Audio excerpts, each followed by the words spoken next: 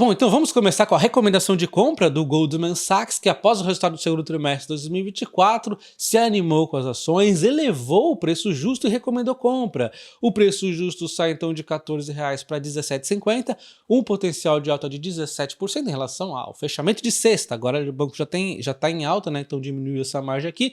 Só que acontece, conforme o banco for divulgando resultados a caminho ali com o seu plano, que é um plano de recuperação, conforme ele for divulgando bons resultados, melhores ali, isso aqui deve ter uma reação do mercado. As casas de análise elas podem rever, algumas que não mandaram compra vão mandar.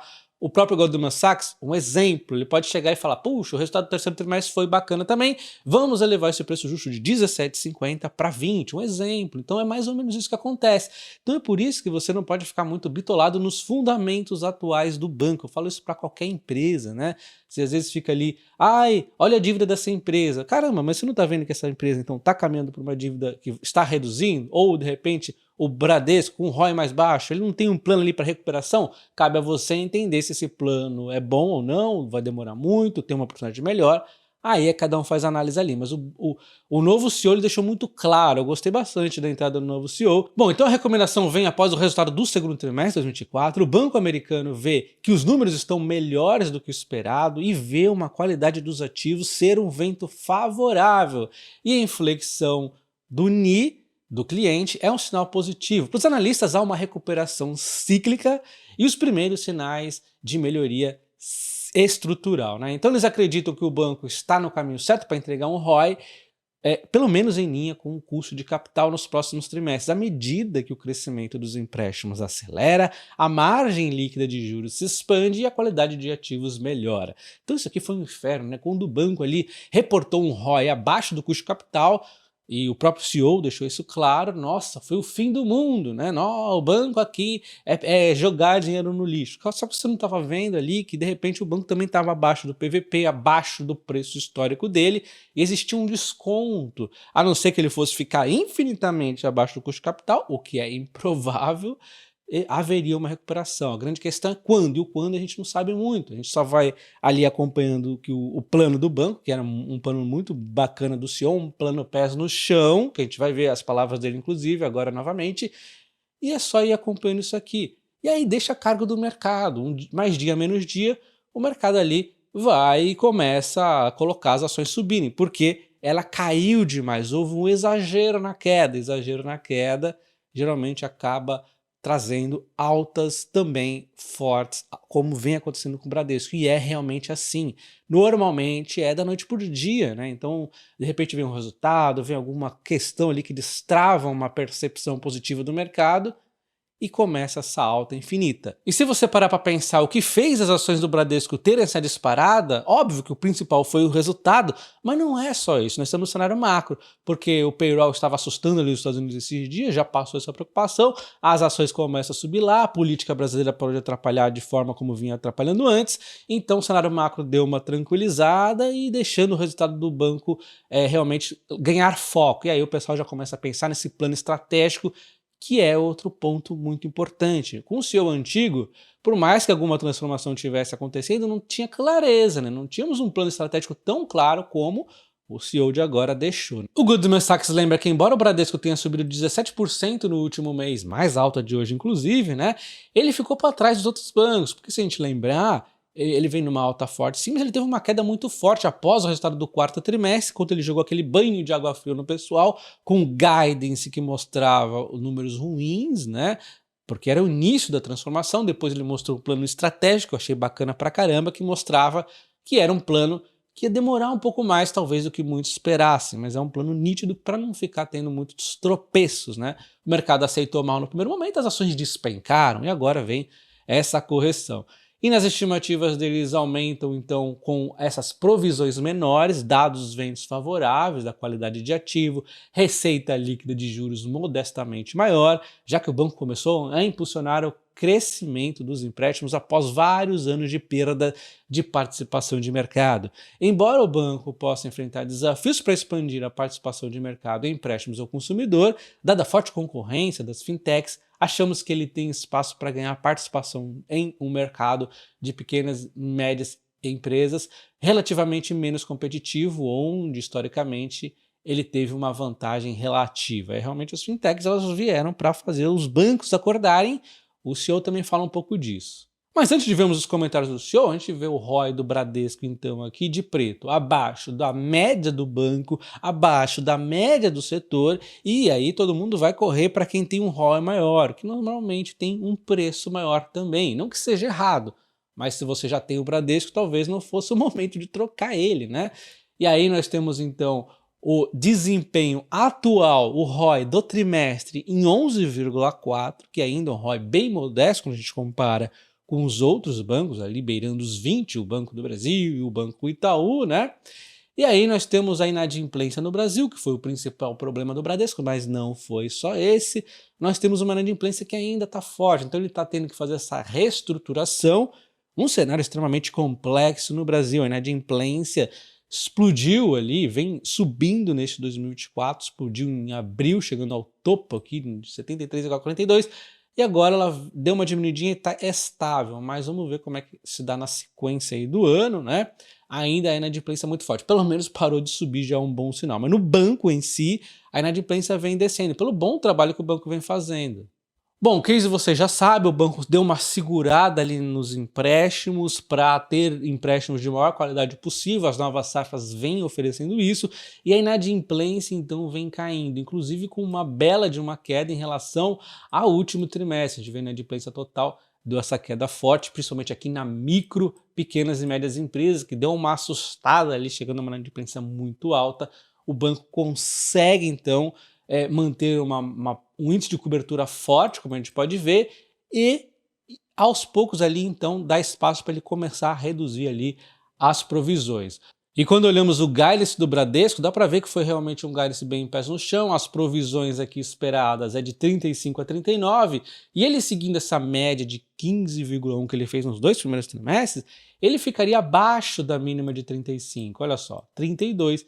Nós temos 2 pontos acontecendo aqui. O primeiro é que ele está no começo de transformação, então a inadimplência vem caindo, então talvez essa provisão caia ainda mais, mas temos outro ponto que de repente o cenário macro pode dar uma complicada no fim do ano, e tem também o próprio crescimento, né? O crescimento do banco no momento está em 5 e a meta dele aqui é de 7 a 11 do crescimento da carteira de crédito.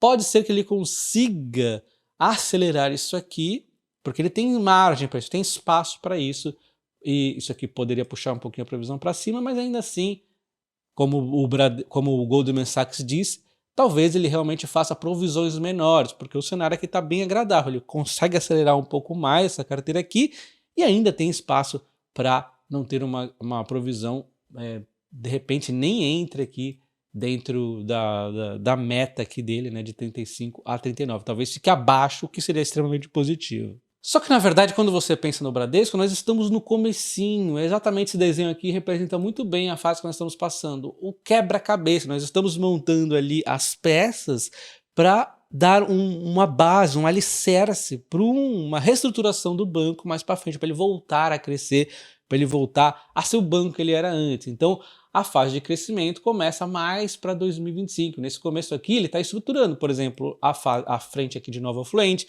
para conseguir aquele cliente ali que é de alta renda, né, que tem geralmente uma margem melhor, né? E aí tem toda a questão da tecnológica, revisões, tudo aquilo que eu já comentei com vocês, né, que o banco já falou várias vezes, ganho de eficiência, sinergia aqui e tudo mais. E aí ele vai então começando a mirar o ganho de market em crédito, mas o crescimento começa a focar aqui mais para frente, nos anos aqui 2025 e 2028, e a meta dele é 2028, chegar nesse momento de toda essa transformação ter acontecido. Tem muita coisa acontecendo no banco que a gente tem que ir vendo trimestre após trimestre, é o que ele está fazendo. Já mostrei várias vezes ali o que ele vem fazendo, tem a parte do agro, ele fazendo parcerias bacanas pra caramba ali, né? Tá buscando crescer no setor onde a inadimplência é mais baixa, um setor onde o Brasil tem um crescimento muito bacana, então com certeza é uma frente muito promissora aqui também no Bradesco. Uma prova que o Bradesco tem dado muita atenção no setor agro é o crescimento que vem tendo aqui recentemente, um belo de um crescimento, e a parceria que ele fez aqui com o Banco John Deere, que é uma empresa, é um banco que atua ali com a Deere, né, que é uma empresa que tem ali equipamentos agrícolas, maquinários e tudo mais, e aí ele vai conseguir ter uma força muito grande para crescer os empréstimos no setor agrícola. Então daqui a pouco a gente vai dar uma olhada aqui no que o CEO tem a dizer, mas antes eu gostaria de reforçar para vocês que o Bradesco, então, na verdade, nesse momento é menos números, né? E sim essa visão de para onde o banco está indo, uma visão mais de longo prazo. É que nem o Peter Lynch diz, né? Se para ser um grande investidor o principal, a única coisa fosse os números, né, a matemática ali, os melhores investidores seriam os matemáticos e os contadores. Não é bem assim que funciona, né? Então existe ali uma questão que foge um pouco de uma fórmula, que foge um pouco da matemática, que foge um pouco do ROI que o Bradesco tem hoje. Essa é a minha visão, tá? Bom, então eu não vou poder mostrar na íntegra a matéria para vocês, porque ela é paga, mas eu vou fazer um resumo aqui com vocês. Primeiro, o CEO do Bradesco ele fala ali do cenário macro, que é um dos pontos, conforme eu comentei para vocês, que ajuda, né? Então ele falou ali que o governo parece ter caído a ficha sobre a questão do risco fiscal, mas vamos falar mais ali da questão do Bradesco. Ele primeiro fala o que fez o Bradesco cair nessa desgraceira toda, né? Então ele começa falando da grande exposição do Bradesco exatamente ali no varejão, né? Pelo menos nas pessoas, por exemplo, de baixa renda. São as pessoas exatamente que mais sofreram, então é uma característica ali do Bradesco estar mais exposto a um setor que mais sofreu e isso atrapalhou ele. Outro ponto foi a questão dele, aí vocês já sabem, né? Empréstimos demais, na verdade ele foca mais na parte de demorou mais para reduzir, para frear aqui os empréstimos. A gente viu até o Santander fazendo isso primeiro, o Bradesco ele demorou.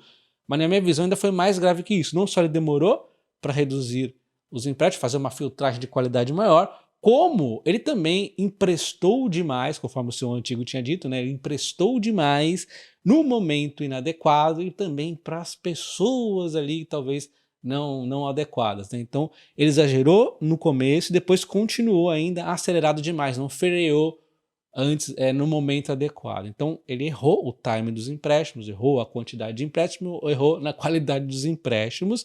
Isso é o que causou essa inadimplência toda e existe essa recuperação. E tem outro ponto que é o custo de servir, é um foco do banco o custo de servir. Inclusive um dos pontos que ajuda no custo a servir é exatamente essa questão da tecnologia, né? Você tá mais digital, você ter esse atendimento mais digitalizado, por exemplo, para baixa renda, que tem uma margem menor, né? Que o custo de servir acaba tendo que estar mais pressionado, inclusive pelas fintechs. Ele fala inclusive de alguns problemas típicos do Brasil, né? Que é uma vergonha, mas, por exemplo, você já parou para pensar o quanto de agência tem no Brasil sofrendo explosões? Eu não tinha parado para pensar a quantidade, como é grande, né? Muita coisa. Isso aí não é o custo do roubo, é o custo do dano físico para o material. E ele cita isso, né? Que acaba sendo, se você parar para pensar, acaba sendo uma vantagem das fintechs, né? Ela não tem essas agências ali para sofrer.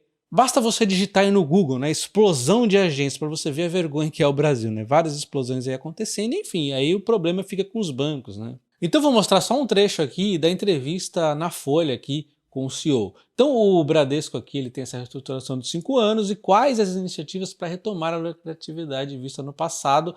A resposta dele foi que ele trabalha numa transformação para aumentar a competitividade do banco no curto e no longo prazo. Não é hoje para amanhã, mas só no final desse ciclo de 5 anos. Então olha só, precisa de um tempo aqui, não adianta o mercado ficar ou exagerado para cima ou para baixo no humor. O plano é de 5 anos, né? Ele foca aqui na necessidade de manter a disciplina, manter a estratégia e no final das contas ele afirma aqui que vai entregar mais, ele tem certeza disso.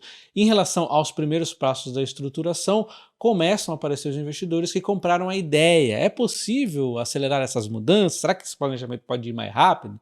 E aí o ritmo obedece ao planejamento determinado. Os resultados estão sendo positivos, estabelecemos uma escala de crescimento nos processos de indicadores de rentabilidade e o volume de negócio ao longo do tempo. A aceleração é consequência das novas entregas e da atração da capacidade de mobilização de nossas linhas de negócio. Então, conforme o plano vai desenrolando, pode ser que aconteça aqui alguma aceleração, mas o ritmo obedece ao planejamento determinado, né? Quanto mais avança o processo de transformação, mais aumenta o engajamento das equipes, intensificando a adesão nas áreas comerciais e de gestão. Mas eu sou realista, não haverá nenhum passo em falso. Cada mudança terá sua contrapartida em resultados concretos, cada passo por vez. Não vamos pular etapas e nem vamos buscar atalhos. Resposta coerente pra caramba, né? Então, é um plano bem pés no chão e ele vai buscar isso aqui e só vai acelerar realmente se for extremamente concreto. O pregão está rolando ainda e o Bradesco nesse momento subindo praticamente 6%, disparando aqui. Se você vê o quanto que ele já subiu deste fundo recente que ele fez, ele já teve uma alta de quase 30%, 29,8%, né? E ainda não retomou, inclusive, o preço que ele estava lá em dezembro de 2023, porque teve aqui realmente uma queda muito forte. Ele deste topo aqui, ele caiu após o Guides, após todo aquele medo do mercado, 30%. Então, para recuperar aquele topo, ele ainda teria de subir cerca de 11%. Isso que eu não estou falando de topos anteriores, né? Mais para trás ele fez preços ainda maiores. Mas óbvio que para recuperar topos históricos, ele ainda talvez tenha que fazer uma longa trajetória aí de recuperação de resultados. Mas, de novo, quem decide a alta é o mercado. Bom, entre PL e PVP, temos aqui o PL e o PVP mais barato no BBDC4, porém, a gente lembra que o dividendo do BBDC4 é 10% maior do que o do BBDC3, na verdade. Então uma forma de você comparar duas ações da mesma empresa é de repente pelo dividendo. Você olha, por exemplo, o dividendo projetivo, nós temos aqui no BBDC4 6,24 e no BBDC3 6,99. Então ainda assim o BBDC3 está um pouquinho mais descontado que o BBDC4. A diferença é pouca, mas existe ali. Isso que nós vemos aqui na plataforma do AGF, que tem a previsão de dividendos e preço teto de diversas empresas, tem ajuda ali com o imposto de renda, os comentários do que a Luiz está comprando. Eu vou deixar para vocês o link na descrição do vídeo e você utilizando esse link você consegue na assinatura anual 1 mês grátis. Um abraço e até o próximo, valeu!